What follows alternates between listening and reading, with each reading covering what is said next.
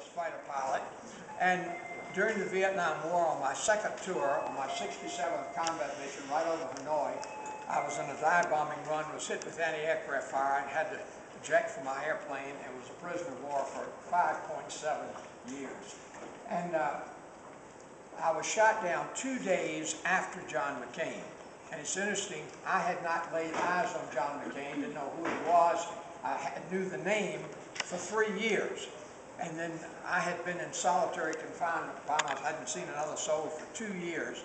When on Christmas night of 1970, they came in, opened the door and said, roll up your stuff and follow us. And they moved us into 7 big cells in the prison camp where I'd been the entire period. And in these 7 big cells, they put about 45 or 47 people. And that I was, not having seen a soul in over 2 years other than the Vietnamese guard. Suddenly I'm in a room with 47 people. Among them were John McCain and Admiral Stockdale, who was Ross Perot's running mate, and another wonderful bunch of people.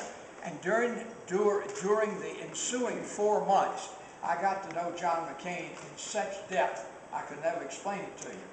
And I want to tell you first about John's shoot-down. It was really interesting.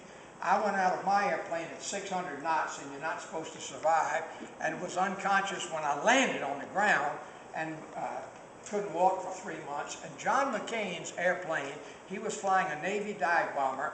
He was hit in the wing with a missile and knocked the wing off the airplane, so the airplane went into this steep spin, and going about 500 miles an hour, John had to eject.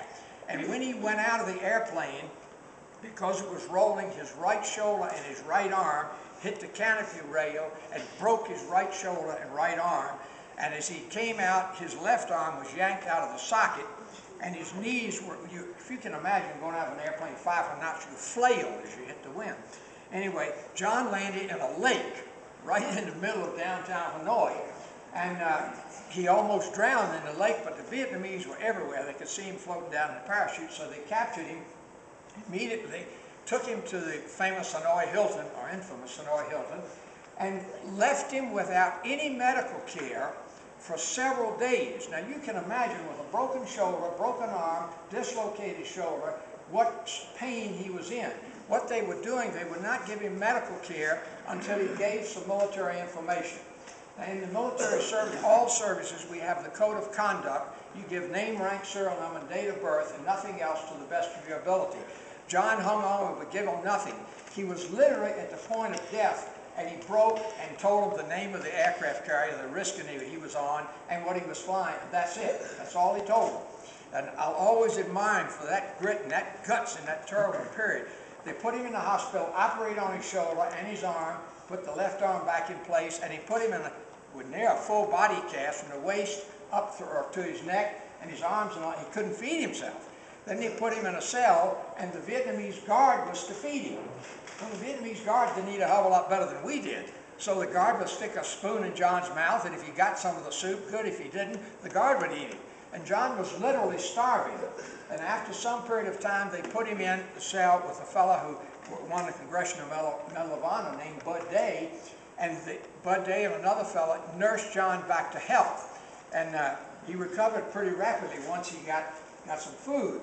But the cast stayed on until he healed. And if you notice, John, he can't get his arms up to this day. Anyway, he stayed there with them, and we all went through what we call quizzes. They would take us out frequently, once or twice a week, and harangue us for anywhere from 2 to 4 hours in anti-war stuff and so forth. And John's group, because they knew his dad, who was commander of the Pacific Fleet at that time, and they tried to get John to take an early release. He was offered a chance to go home, and he was very badly injured, and he had the guts is the best way to put it, to say no, unless we all go home, I'm not going home. That's the story of John's shoot-down. And the point that I learned from living with him and discussions with him day and night, this guy could be a stand-up comic. He has an incredibly keen and quick wit. He's a student of history. His hobby has been history all of his life.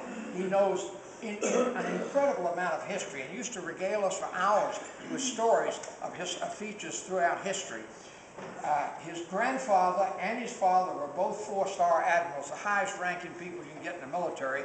And John went to the Naval Academy, and there's a story he told, and I reminded him of it yesterday in Denver. John's classmate was the son of the superintendent of the Naval Academy at that time.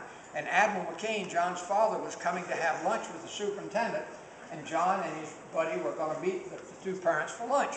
And as the two admirals walked toward the two midshipmen, the superintendent said to John's daddy, "Here comes the two biggest disappointments of my naval career." But John McCain could tell you stories like that, and it's interesting, he graduated 7th from the bottom of his class at Annapolis.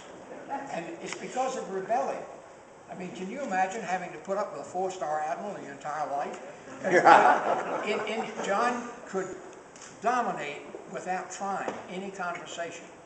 And I found him to be a man of absolute, total integrity and honor. And if you think for a moment about why would a guy 71 years old, whose wife is absolutely loaded, why would he want to be president if it was anything other than service to his country? There's not one whit of need on John's part to work anymore. He believes so, even in prison camp, you could see he believes so much in this country and everything we stand for and everything we're doing.